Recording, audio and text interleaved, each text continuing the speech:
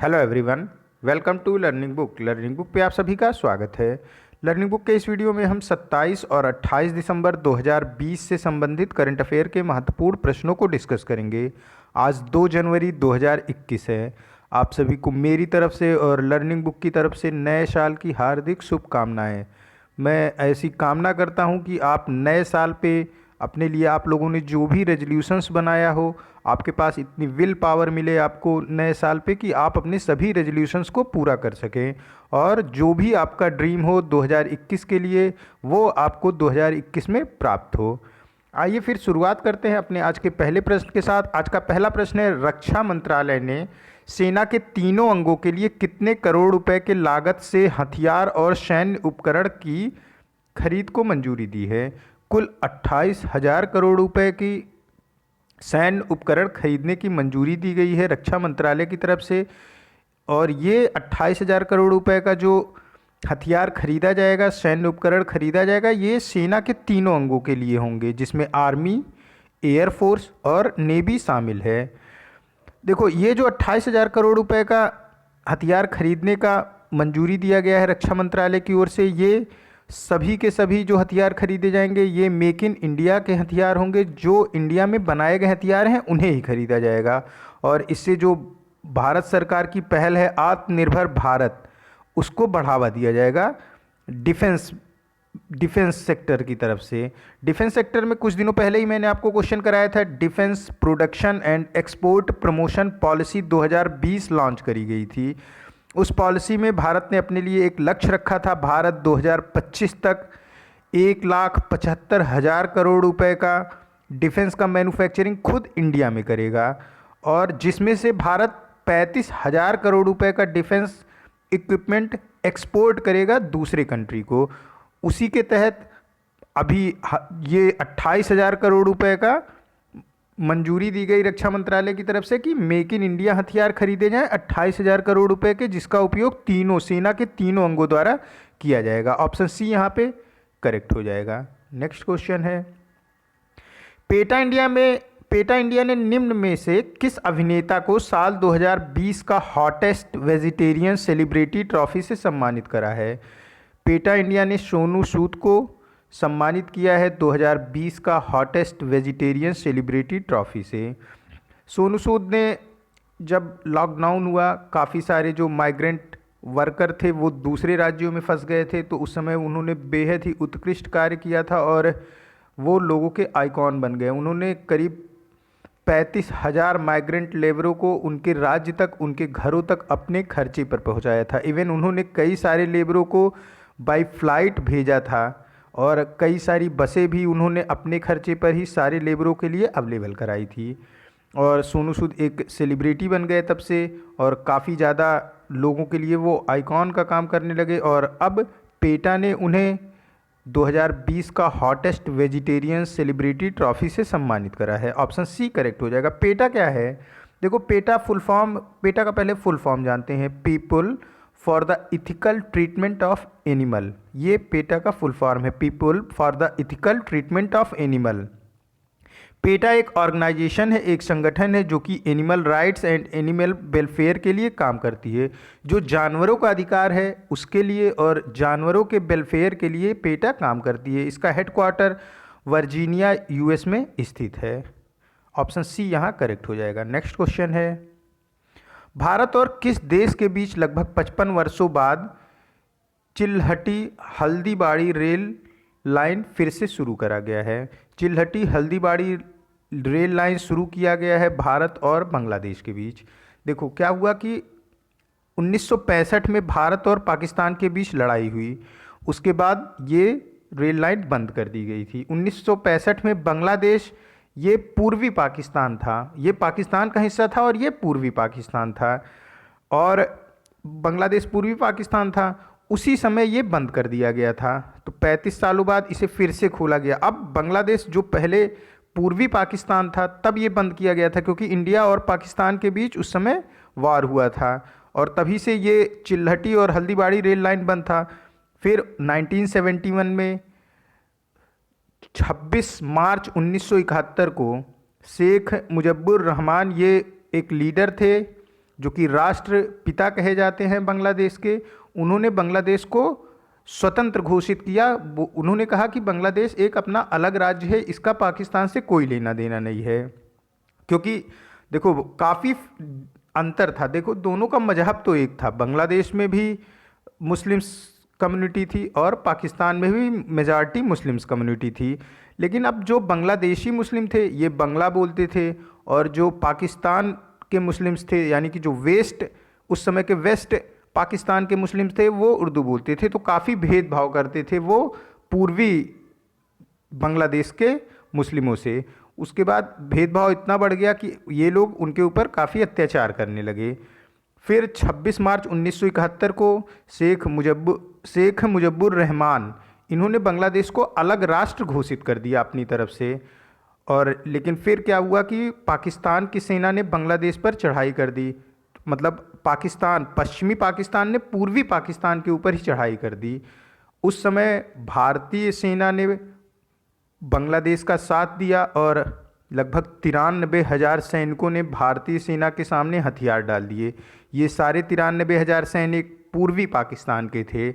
और 16 दिसंबर को बांग्लादेश को पूर्णतः मुक्त करा दिया गया पाकिस्तान से, और इसमें भारत का काफ़ी बड़ा रोल रहा था। 16 दिसंबर को भारत की तरफ से विजय दिवस के रूप में मनाया जाता है, और ये 1965 से ही बंद पड़ा था, फिर से इसे शुरू कर दिया गया है। अब ऑप्शन सी यहाँ पे करेक्ट हो जाएगा। नेक्स्ट क्वेश्चन है, निम्न में से किस राज्य ने मुफ्त फसल बीमा योजना की शुरुआत की है? मुफ्त फसल बीमा योजना की शुरुआत की गई है आंध्र प्रदेश सरकार के द्वारा। ऑप्शन ए यहाँ पे करेक्ट हो जाएगा। कुछ देखो ये तो पूर्णतः 100% मुफ्त फसल बीमा योजना है। फसल बीमा योजना मीन्स कि ये किसानों के लिए योजना है कि अगर फसल को किसी भी कारण से नुकसान पहुंचता है, वो फ्लड के थ्रू हो जाए, या फिर सूखा पड़ जाए, या फिर आग लग जाए, या फिर ओलावृष्टि हो जाए, उसकी वजह से कोई भी नुकसान होता है, मतलब कोई भी दैविक आपदा की वजह से फसल को नुकसान पहुंचता है, तो इंश्योरेंस कंपनियां इन किसानों को जिनकी फसल को नुकसान होता है उनको जितना बीमा के अनुसार धनराशि प्रदान की जाती है। तो आंध्र प्रदेश सरकार ने मुफ्त फसल बीमा योजना की शुरुआत की है, मतलब कि आंध्र प्रदेश सरकार किसानों का जो इंश्योरेंस का प्रीमियम होगा वो खुद अपने पैसे से जमा करेगी किसानों के लिए। और इसी तरीके का कुछ किसान फसल बीमा योजना ये केंद्र सरकार द्वारा भी चलाया जाता है, लेकिन इसमें जो भी प्रीमियम की राशि होती है उसका अगर वो खरीफ फसल है तो 2% किसानों को देना पड़ता है प्रीमियम राशि का, शेष 98% केंद्र सरकार द्वारा दिया जाता है। राबी फसल में 1.5% किसानों के द्वारा दिया जाता है, और बची हुई राशि यानी कि 98.5% ये दिया जाता है केंद्र सरकार के द्वारा। और बागवानी फसलों में 5% प्रीमियम की राशि का हिस्सा किसानों द्वारा दिया जाता है, शेष 95% ये केंद्र सरकार द्वारा दिया जाता है। तो ये 100% फ्री है जो आंध्र प्रदेश सरकार द्वारा शुरू की गई है, जबकि केंद्र सरकार ने राबी, खरीफ और बागवानी फसलों पे बहुत कम प्रीमियम राशि का परसेंटेज किसानों द्वारा लिया जाता है, शेष जो ज़्यादा धनराशि है वो केंद्र सरकार द्वारा दी जाती है।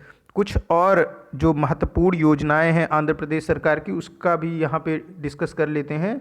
VRS चेउथा, ये योजना चलाई जा रही है आंध्र प्रदेश सरकार द्वारा वहाँ की SC, ST और बैकवर्ड क्लास, साथ ही साथ अल्पसंख्यक महिलाओं के लिए जो गरीबी रेखा के नीचे हैं और जिनकी आयु 45 वर्ष से 60 वर्ष तक है, उनको 18,000 रुपये पर ईयर दिया जाता है इस योजना के तहत। VRS चेउथा नाम है। VRS संपूर्ण पोषण योजना, ये आंध्र प्रदेश सरकार उन क्षेत्रों में चला रही है जहाँ पे आदिवासी बाहुल्य क्षेत्र, मतलब जहाँ पे आदिवासी जनसंख्या ज़्यादा है, यहाँ पे संपूर्ण पोषण योजना के तहत आंगनवाड़ी केंद्रों की स्थापना की जा रही है और आदिवासी महिलाओं को वहाँ से पोषण युक्त भोजन दिया जा रहा है। अम्मा वोडी स्कीम, ये गरीब बच्चों की शिक्षा के लिए चलाया जा रहा है आंध्र प्रदेश सरकार द्वारा। ये 3 महत्वपूर्ण स्कीम हैं जो वर्ष 2020 में लॉन्च करी गई आंध्र प्रदेश की गवर्नमेंट के द्वारा। ऑप्शन यहाँ पे ए करेक्ट हो जाएगा। नेक्स्ट क्वेश्चन है, किस देश को अगले 2 ओलंपिक या अगले 2 साल के लिए किसी भी विश्व चैंपियनशिप में अपने ध्वज, अपने नाम, राष्ट्रगान का उपयोग करने पर प्रतिबंधित कर दिया गया है? ये देश है रशिया। ऑप्शन बी करेक्ट हो जाएगा। रूस को अगले 2 ओलंपिक के लिए या फिर बोलो 2 साल के लिए, देखो ओलंपिक हर चौथे साल होता है, तो फिर 2 साल में 2 ओलंपिक कैसे हो गया? क्योंकि एक विंटर ओलंपिक होता है और एक फिर समर ओलंपिक होता है। तो आगे आने वाला जो टोक्यो समर ओलंपिक है और बीजिंग में विंटर ओलंपिक होना है, इन दोनों ओलंपिक खेल से रशिया को प्रतिबंधित कर दिया गया है। रशिया अपने नाम का प्रयोग, अपने ध्वज का प्रयोग और अपने राष्ट्रगान का उपयोग इसमें नहीं कर पाएगा। हुआ क्या? वर्ल्ड डोपिंग एजेंसी ने रशिया के खिलाड़ियों को पूरी तरीके से डोपिंग में लिप्त पाया। उसके बाद वर्ल्ड डोपिंग एजेंसी ने, वाडा ने 4 साल के लिए रशिया को प्रतिबंधित कर दिया ओलंपिक में भाग लेने से। अगर 4 साल प्रतिबंधित किया जाता तो फिर और ज़्यादा ओलंपिक में नहीं हो पाता, लेकिन फिर रशिया ने खेल अदालत का दरवाज़ा खटखटाया। खेल अदालत ने उस 4 साल को, 4 साल का जो प्रतिबंध लगाया गया था उसे घटाकर 2 साल कर दिया गया। अब रशिया टोक्यो का जो समर ओलंपिक होगा उसमें भाग नहीं ले सकता, साथ ही साथ बीजिंग का विंटर ओलंपिक उसमें भी रशिया भाग नहीं ले सकता है। ऑप्शन बी यहाँ पे करेक्ट हो जाएगा। नेक्स्ट क्वेश्चन है, पोलैंड के किस खिलाड़ी ने हाल ही में FIFA best men's player award को जीता है? पोलैंड के रॉबर्ट लेवांडोस्की ने फीफा का best football men's player award जीता है 2020 के लिए। इसके पहले मेसी और रोनाल्डो का लगातार वर्चस्व रहता था फीफा के बेस्ट प्लेयर में, बेस्ट मेंस प्लेयर अवार्ड में, लेकिन इस बार उनके वर्चस्व को तोड़ते हुए रॉबर्ट लेवांडोस्की ने इस पुरस्कार को जीता है और ये पोलैंड के हैं। अगर महिलाओं की बात की जाए कि किस महिला को फीफा का बेस्ट वेमेंस प्लेयर अवार्ड दिया गया इस वर्ष का, तो लुइस ब्रॉन्ज, ये इंग्लिश फुटबॉलर हैं, यानी कि इंग्लैंड के लिए ये फुटबॉल खेलती हैं। इन्हें फीफा का बेस्ट वेमेंस प्लेयर का अवार्ड दिया गया 2020 का। तो 2 नाम याद रखोगे, रॉबर्ट लेवांडोस्की और लुइस ब्रॉन्ज। लुइस ब्रॉन्ज ये best female player of the year हैं फीफा की, और रॉबर्ट लेवांडोस्की ये best men's player of the year हैं फीफा के 2020 के। नेक्स्ट क्वेश्चन है, अंतर्राष्ट्रीय प्रवासी दिवस निम्न में से किस दिन मनाया जाता है? देखो, अंतर्राष्ट्रीय प्रवासी दिवस मीन्स कि जब कोई व्यक्ति अपने देश को छोड़कर रोजगार की तलाश में किसी अन्य देश में जाता है या फिर किन्हीं कारणों से दूसरे देश में जाके बस जाता है, तो उसे प्रवासी बोलते हैं, माइग्रेंट बोलते हैं। अब क्या है कि कोई व्यक्ति है जो इंडिया से इंग्लैंड में गया, तो उसके भी कुछ अधिकार होंगे। ऐसा नहीं है कि हम अभी इंडिया को छोड़ के कहीं और कोई जाके रह रहा है तो उसका कोई अधिकार ही नहीं उस देश पे, एक राइट होगा उसका भी उस देश में। तो उसी के प्रति जागरूक करने के उद्देश्य से प्रत्येक वर्ष 18 दिसंबर अंतर्राष्ट्रीय प्रवासी दिवस मनाया जाता है। कोई व्यक्ति दूसरे देश में रह रहा है तो भी उसे एजुकेशन का अधिकार, उसको हेल्थ सर्विस का अधिकार, ये सारे अधिकार प्रदान किए जाते हैं। कोई व्यक्ति किसी भी देश में जाकर रहे, कोई व्यक्ति जब अपना देश छोड़ के दूसरे देश में जाकर रहता है तो उसे प्रवासी बोलते हैं। अभी देखो, कोई व्यक्ति जब अपने राज्य को छोड़ के दूसरे राज्य में जाता है हमारे इंडिया से, तो उसे भी अभी माइग्रेंट वर्कर, आपने लॉकडाउन के दौरान काफ़ी इस वर्ड को सुना होगा। तो यानी जो आपका मूल निवास है उसको छोड़ के जब आप दूसरे जगह पर जाते हो रोजगार की तलाश में या फिर किन्हीं अन्य कारणों से, तो आपको माइग्रेंट बोलते हैं। उसी तरीके से अंतर्राष्ट्रीय प्रवासी दिवस मनाया जाता है 18 दिसंबर को। लेकिन अगर बात की जाए प्रवासी भारतीय दिवस कब मनाया जाता है, तो ये मनाया जाता है प्रत्येक 9 जनवरी को, क्योंकि 9 जनवरी 1915 को महात्मा गांधी साउथ अफ्रीका से इंडिया वापस आ गए थे परमानेंटली। इसीलिए प्रत्येक 9 जनवरी को प्रवासी भारतीय दिवस मनाया जाता है। तो दोनों में आप डिफ्रेंशिएट कर लो। अंतर्राष्ट्रीय प्रवासी दिवस ये मनाया जाता है 18 दिसंबर को और 9 जनवरी को प्रवासी भारतीय दिवस मनाया जाता है। ऑप्शन डी यहाँ पे करेक्ट हो जाएगा। अगर यही होता प्रवासी भारतीय दिवस कब मनाया जाता है, तो ये 9 जनवरी को मनाया जाता है। नेक्स्ट क्वेश्चन है, वर्ष दर वर्ष फिक्की एनुअल एक्सपो 2020 का विषय क्या है जिसका उद्घाटन प्रधानमंत्री नरेंद्र मोदी जी द्वारा किया गया? देखो, क्वेश्चन में क्यों लिखा हुआ है वर्ष दर वर्ष। फिक्की इसका फुल फॉर्म पहले जानते हैं, federation of Indian chamber and commerce. मतलब कि जो बिजनेस है इंडिया में, जो बिजनेसमैन हैं उनके हितों की रक्षा करने के लिए ये एक नॉन गवर्नमेंटल ऑर्गेनाइजेशन है। ये जो बिजनेसमैन हैं उनके हितों की रक्षा करता है फिक्की। इसका हेडक्वार्टर नई दिल्ली में है और इसकी स्थापना 1927 में करी गई थी। 1927 में की गई थी इसकी स्थापना, और तब से प्रत्येक वर्ष एक एनुअल एक्सपो का आयोजन किया जाता है, प्रत्येक वर्ष 1927 से ही। तो अभी ये 93rd एडिशन है इसका। इसीलिए क्वेश्चन में है वर्ष दर वर्ष, मतलब 93वां एनुअल एक्सपो मनाया जा रहा है ये फिक्की का। और जो इसका थीम था इस वर्ष का वो है inspired India, option D correct हो जाएगा। और प्रधानमंत्री नरेंद्र मोदी ने इस वर्ष फिक्की के एनुअल एक्सपो का उद्घाटन किया। और किस विषय पर चर्चा की गई, अगर ऐसा क्वेश्चन आता है तो विनिर्माण और सेवा के क्षेत्र की चर्चा की गई। विनिर्माण मतलब कि मैन्युफैक्चरिंग सेक्टर, और सर्विस, सर्विस में सेवा, सर्विस और मैन्युफैक्चरिंग सेक्टर पे ध्यान केंद्रित किया गया इस वर्ष की फिक्की के एनुअल एक्सपो 2020 में।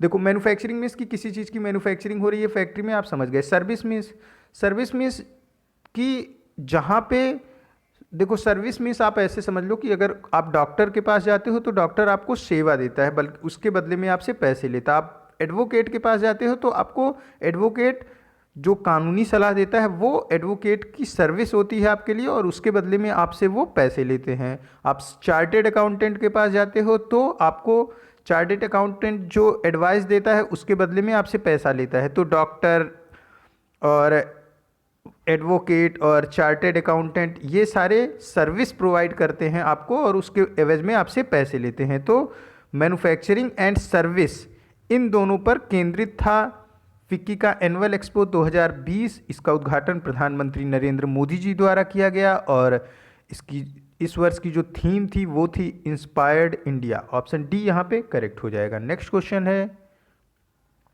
ईरान में चाबहार बंदरगाह के संयुक्त उपयोग पर चर्चा करने के लिए प्रथम त्रिपक्षीय कार्य समूह की बैठक में किन देशों ने भाग लिया।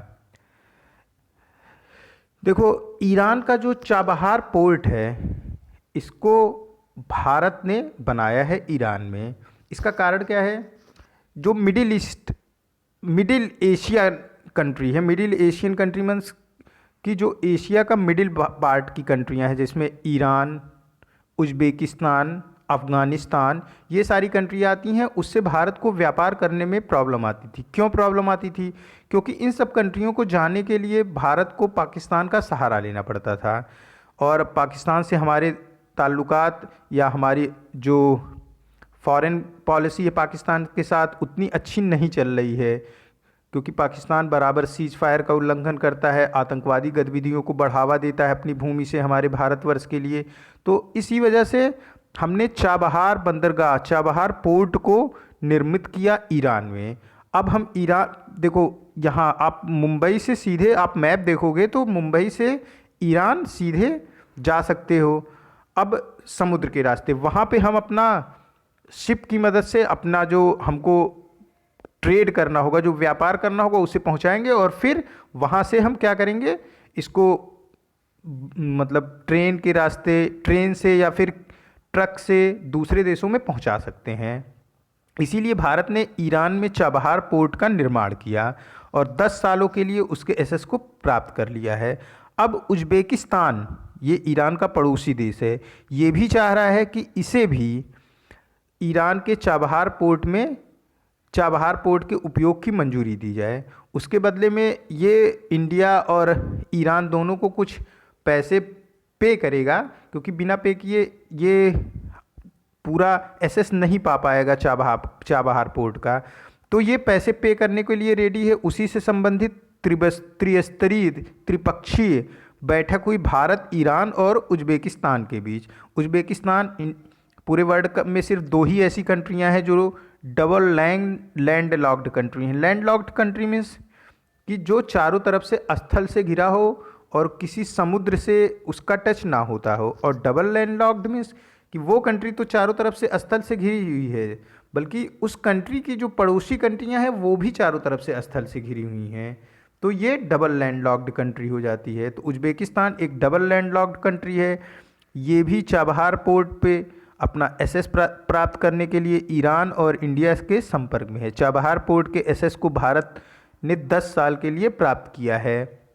और चाबहार पोर्ट से जादेन एक स्थान का नाम है, कहाँ पे, ईरान में, वहाँ तक रेलवे लाइन प्रोजेक्ट के लिए भी इंडिया की तरफ देख रहा है ईरान की, मतलब इंडिया मदद करे ईरान की, तो चाबहार पोर्ट से जादेन तक रेलवे लाइन बिछा लिया जाए। तो क्या होगा, उससे फिर और जो मिडिल एशियन कंट्री हैं वहाँ तक, चाबहार पोर्ट तक क्या होगा कि हम सामान को शिप के रास्ते पहुँचाएंगे बिना पाकिस्तान की मदद के, फिर वहाँ से ट्रेन के रास्ते और भी सेंट्रल एशिया कंट्री में पहुँचा सकेंगे। इसीलिए ईरान चाह रहा है कि चाबहार पोर्ट से जादेन तक का जो रेलवे लाइन प्रोजेक्ट है उसमें भी भारत ईरान की मदद करे। यहाँ पे ऑप्शन डी करेक्ट हो जाएगा। भारत, ईरान और उज्बेकिस्तान तीनों के बीच प्रथम त्रिस्तरीय कार्य समूह की बैठक हुई। नेक्स्ट क्वेश्चन है, अंतर्राष्ट्रीय ऊर्जा एजेंसी द्वारा जारी अपने सर्वप्रथम, मतलब इसने पहली बार इस तरह की रिपोर्ट जारी की, इलेक्ट्रिसिटी मार्केट रिपोर्ट 2020 के आंकड़ों के अनुसार वैश्विक विद्युत मांग में कितना परिवर्तन हुआ। देखो, कोविड-19 की वजह से लॉकडाउन रहा पूरे वर्ल्ड के अधिकांश देशों में। लॉकडाउन की वजह से फैक्ट्री, शॉप ये सभी बंद रहे। इस वजह से गिरावट हुई विद्युत मांग में पूरे विश्व में, और ये गिरावट रही 2% की। ऑप्शन डी यहाँ पे करेक्ट हो जाएगा। नेक्स्ट क्वेश्चन है, किस बैंक ने अपने खाता धारकों को इंटरनेट बैंकिंग के माध्यम से विदेशी मुद्रा लेन देन में मदद करने के लिए अपना नया उत्पाद FX फॉर यू लॉन्च करा है। FX फॉर यू लॉन्च करा है केनरा बैंक ने, और FX फॉर यू की मदद से केनरा बैंक के जो अकाउंट होल्डर हैं वो इंटरनेट बैंकिंग से ही, जो अगर किसी जो अकाउंट होल्डर केनरा बैंक है उसके पास कहीं से विदेशी मुद्रा आती है उसके अकाउंट में, तो वो उसको कन्वर्ट कर सकता है अपने इंडियन करेंसी में FX फॉर यू के मदद के थ्रू।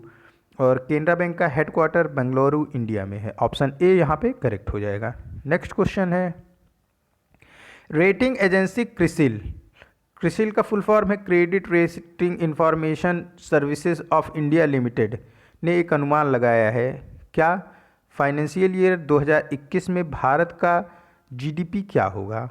भारत की GDP क्रिसिल्स के अनुसार प्रेजेंट फाइनेंशियल ईयर 2021 में -7.7% होगा। ऑप्शन डी यहाँ पे करेक्ट हो जाएगा। और देखो, 3 आप याद रखो, क्रिसिल्स, S&P और RBI, अभी 3 याद रखो और इसे बार बार चेक करते रहा करो, क्योंकि ये कभी भी चेंज कर दिया जाता है किसी के द्वारा। उनका अनुमान है, वो अपने अनुमान को बदलते रहते हैं। तो क्रिसिल्स ने -7.7% किया, और S&P ने भी -7.7% ही भारत की GDP का अनुमान लगाया है फाइनेंशियल ईयर 2021 के लिए। जबकि रिजर्व बैंक ऑफ इंडिया ने जो लेटेस्ट अनुमान लगाया है भारत की GDP का प्रेजेंट फाइनेंशियल ईयर में, ये -7.5% है। तो तीनों ने माइनस का लगाया है। क्रिसिल्स ने -7.7%, S&P ने -7.7% और रिजर्व बैंक ऑफ इंडिया ने -7.5%। ये देखो लेटेस्ट है। S&P ने पहले 9.7 कहा था माइनस का, फिर थोड़ा और कम करते हुए वो -9 पे आए, फिर अभी कम करते हुए -7.7 पे आए। रिजर्व बैंक ऑफ इंडिया ने पहले भारत की GDP का अनुमान -9.5% लगाया था, फिर और कम करते हुए माइनस का और बढ़ाते हुए, क्योंकि देखो माइनस साइन आने के बाद अगर डिजिट कम होती है तो वो ज़्यादा माना जाता है। मतलब अब पहले के कंपेयर में ज़्यादा अच्छा अनुमान लगाया जा रहा है रेटिंग एजेंसियों द्वारा भारत की GDP का।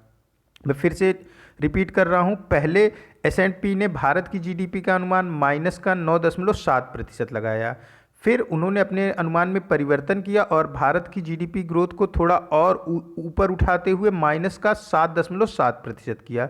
माइनस साइन जब लगती है और डिजिट घटता है तो उसे बढ़ा हुआ माना जाता है। देखो, क्योंकि -1 के बाद फिर 0 आता है और 0 पॉजिटिव हो जाता है -1 के कंपेयर में। तो जब हम डिजिट के साथ माइनस लगाते हैं तो अगर डिजिट घटती है तो वो बढ़ता है। इसी तरीके से तो आप बस ध्यान रखो, क्रिसिल्स ने -7.7%, S&P ने -7.7% और रिजर्व बैंक ऑफ इंडिया ने -7.5% अनुमान लगाया है भारत की जीडीपी का वर्ष 2021 फाइनेंशियल ईयर में। नेक्स्ट क्वेश्चन, किसको भारतीय हिमालय क्षेत्र में वन संरक्षण के प्रयासों के लिए डॉक्टर R.S. तोलिया मेमोरियल अवार्ड 2020 प्रदान किया गया? R.S. तोलिया मेमोरियल अवार्ड 2020 भारतीय हिमालय क्षेत्र में वन संरक्षण के प्रयासों के लिए प्रदान किया गया है अजय रावत को। ऑप्शन बी यहाँ पे करेक्ट हो जाएगा। नेक्स्ट क्वेश्चन है, संयुक्त राष्ट्र यूनाइटेड नेशन पर्यावरण कार्यक्रम द्वारा घोषित 2020 champion of the earth award में earth lifetime achievement award किसको प्रदान किया गया? देखो, कई कैटेगरी में अवार्ड दिए जाते हैं। 2000 मतलब champions of the earth award में कुल 5 कैटेगरी में अवार्ड दिया जाता है, उसी में एक कैटेगरी है अर्थ लाइफ टाइम अचीवमेंट अवार्ड। ये 2020 का प्रदान किया गया रॉबर्ट डी बुलार्ड को। ऑप्शन बी यहाँ पे करेक्ट हो जाएगा। नेक्स्ट क्वेश्चन है, times 2020 athlete of the year के रूप में किसे नामित किया गया? Times 2020 athlete of the year के रूप में नामित किया गया लेब्रॉन जेम्स को। लेब्रॉन जेम्स ये अमेरिकन हैं और अमेरिका के लिए बास्केटबॉल प्लेयर हैं, मतलब अमेरिका की टीम के लिए ये बास्केटबॉल खेलते हैं। जो अमेरिका की बास्केटबॉल टीम है उसमें ये अमेरिका के लिए खेलते हैं और इन्हें टाइम्स मैगजीन ने एथलीट ऑफ द ईयर के रूप में इस वर्ष नामित किया है। ऑप्शन सी यहाँ पे करेक्ट हो जाएगा। देखो, 2 नाम और याद रखने हैं टाइम्स से related. Times kid person of the year ये रही गीतांजलि राव, और पहली बार टाइम्स ने किसी किड को अपने कवर पेज पर जगह दी है और गीतांजलि राव पहली time kid person of the year हैं। और अगर बात की जाए times person of the year 2020 कौन है, तो ये हैं जोए बिडेन और कमला हैरिस। जोए बिडेन अभी अमेरिका के नए राष्ट्रपति चुने गए और कमला हैरिस वहाँ की उपराष्ट्रपति हैं और पहली महिला उपराष्ट्रपति हैं ये अमेरिका की। ये दोनों जो बिडेन और कमला हैरिस ये दोनों times person of the year 2020 हैं और टाइम्स के 2020 एथलीट ऑफ द ईयर के रूप में नामित किया गया है लेब्रॉन जेम्स को। नेक्स्ट क्वेश्चन है, Indian Coast Guard ICG offshore patrol vessel का क्या नाम है जिसे गोवा के Vasco town Goa Shipyard Limited में कमीशन किया गया? कमीशन किया गया मीन्स कि इसे सौंप दिया गया इंडियन कोस्ट गार्ड को यूज़ करने के लिए। इसका नाम है Indian Coast Guard ship Sujit. Option B इसका करेक्ट हो जाएगा। Indian Coast Guard ship Sujit को इंडियन कोस्ट गार्ड को सौंपा गया है और ये सौंपा गया है गोवा के वास्को टाउन गोवा शिपयार्ड में और इसे सौंपा है हमारे रक्षा मंत्री राजनाथ सिंह ने। ऑप्शन बी यहाँ पे करेक्ट हो जाएगा। नेक्स्ट क्वेश्चन है, संसद हमले की 19वीं वर्षगांठ के अवसर पर द शौर्य अनबाउंड पुस्तक का विमोचन किसने किया? हमारी संसद पर आतंकवादियों द्वारा 2001 में हमला किया गया। ये 19वीं वर्षगांठ मनाई जा रही है उसकी, और इस मौके पर जो हमारे स्पीकर हैं लोकसभा स्पीकर ओम बिरला ने एक पुस्तक का विमोचन किया, एक पुस्तक को लॉन्च किया जिसका नाम है द शौर्य अनबाउंड। इस पुस्तक के लेखक हैं नीतू, ये DIG CRPF हैं, और VM दिनाकरन ये भी DIG CRPF हैं। नीतू और BM दिनाकरन दोनों DIG CRPF हैं। सेंट्रल रिजर्व पुलिस फोर्स के DIG हैं नीतू और VM दिनाकरन। इन्हीं दोनों ने द शौर्य अनबाउंड पुस्तक को लिखा। इसमें वो सारी यादें हैं जो 2001 में हमारे संसद पर हमले में जो लोग शहीद हुए, जिन्होंने संसद की रक्षा करते हुए अपने प्राणों की आहुति दे दी, उन सभी के बारे में इसमें लिखा गया है और इसका विमोचन किया ओम बिरला ने। ओम बिरला हमारे लोकसभा के 17वें स्पीकर हैं। नेक्स्ट क्वेश्चन है, अंतर्राष्ट्रीय चाय दिवस प्रतिवर्ष कब मनाया जाता है? अंतर्राष्ट्रीय चाय दिवस प्रत्येक वर्ष 15 दिसंबर को मनाया जाता है। ऑप्शन सी करेक्ट हो जाएगा। अगर हम बात करें कि वर्ल्ड का सबसे बड़ा कौन सा देश है, मतलब सबसे ज़्यादा चाय को जो प्रोड्यूस करता है, तो चाइना है। नंबर 2 पे हमारा इंडिया है जो पूरे वर्ल्ड में सबसे बड़ा चाय का प्रोड्यूसर है। अगर बात की जाए एक्सपोर्टर कौन है चाय का सबसे बड़ा, तो सबसे बड़ा इस वर्ष एक्सपोर्टर भी रहा चाइना और नंबर 2 पर इंडिया रहा। एक्सपोर्टर में इसकी देखो दोनों कभी कभी अलग हो जाते हैं कि प्रोड्यूसर कोई और है और एक्सपोर्टर कोई और होता है, लेकिन चाय के केस में प्रोड्यूसर नंबर 1 चाइना और नंबर 2 इंडिया, और एक्सपोर्टर भी नंबर 1 चाइना और नंबर 2 इंडिया। नेक्स्ट क्वेश्चन है, साहित्य अकादमी पुरस्कार विजेता U.A. खादर किस भाषा के लेखक थे? देखो U.A. खादर ये मलयालम भाषा के लेखक थे और 85 वर्ष की आयु में इनका भी हाल ही में निधन हो गया, इसी वजह से ये चर्चा में बने हुए हैं। तो याद रखेंगे U.A. खादर ये मलयालम भाषा के लेखक थे और इन्होंने साहित्य अकादमी पुरस्कार जीता था और अभी हाल में ही 85 वर्ष की आयु में इनका निधन हो गया। ऑप्शन ए यहाँ पे करेक्ट हो जाएगा। ये लास्ट क्वेश्चन था आज का। मिलते हैं नए करंट अफेयर के साथ नेक्स्ट वीडियो में। Keep study on learning book. Thank you for watching this.